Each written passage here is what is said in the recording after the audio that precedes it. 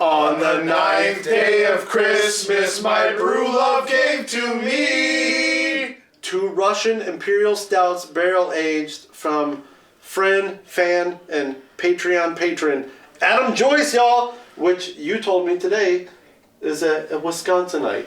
That's right. He's from Madison. He drinks Wisconsinably. Yes, he does. Adam, he's from Madison, Wisconsin. Thanks, Adam. You and Adam, we got to get together soon and brew a beer. He is from the Sun Prairie Warthogs in Madison.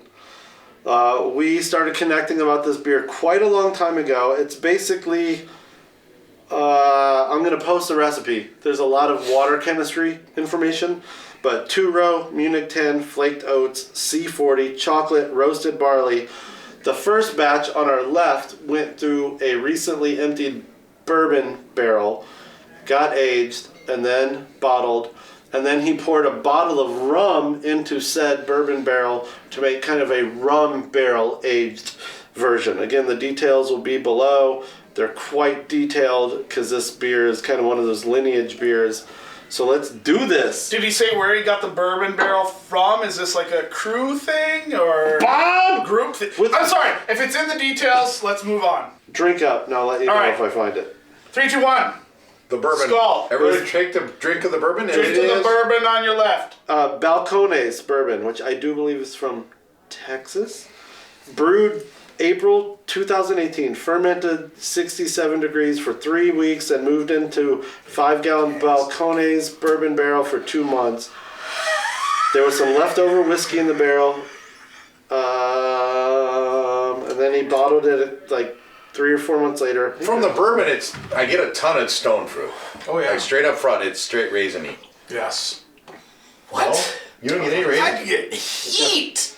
I don't get the I heat. get the raisins and dates. Yeah, I mean, yes, sure, on the nose. Even on the tongue. The heat's on the back. Yeah. It might be because the beer may be a little warmer, but Okay. I'm getting a ton of like dark raisin. Is your palate adjusted, or are you just... No, yeah. He was concerned the rum, if you haven't had it yet, is a bit too thin. That's our right. Yes. Rum right. You RR people. You gotta remember that. I see what he's saying.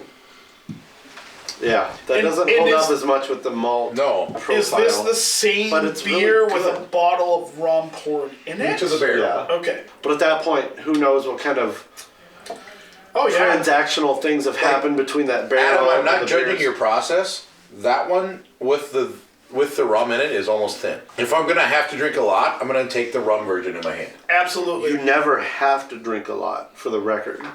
Everybody. No, never.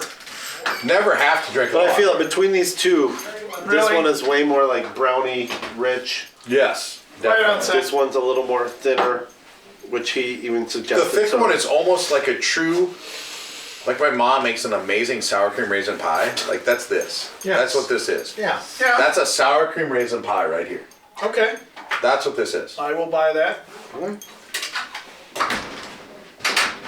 Do they both taste like the holidays?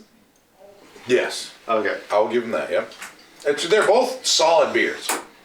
Very solid beers. And you never know. I mean, he says it's the same grist, but you never know what throughout the process. But I definitely feel like the rum barrel aged one, maybe brew it to be thicker viscosity because it clearly thinned out a little bit. But Yeah. So if you're gonna it's do really it separately, good. It yeah. tastes like rum and brown sugar and all the good Is things. the rum commercial rum or is this like made rum? No, I think he got these barrels. Well, it's a bourbon barrel with a bunch of rum dumped in it. Yeah. Okay. So, I'm gonna put it in the recipe page. which is a 'cause different process. it's Like, too are much you gonna put the bourbon in a rum barrel, or are you gonna add rum to a whiskey barrel that's It's got rum bourbon in a it? bourbon barrel. So that's all process. Like, what do you want?